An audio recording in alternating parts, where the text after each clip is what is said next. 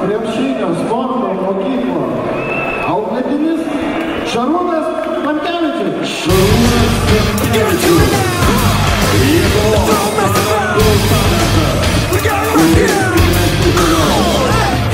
Gal ir tikėjausi, stengiausi, daug gerų.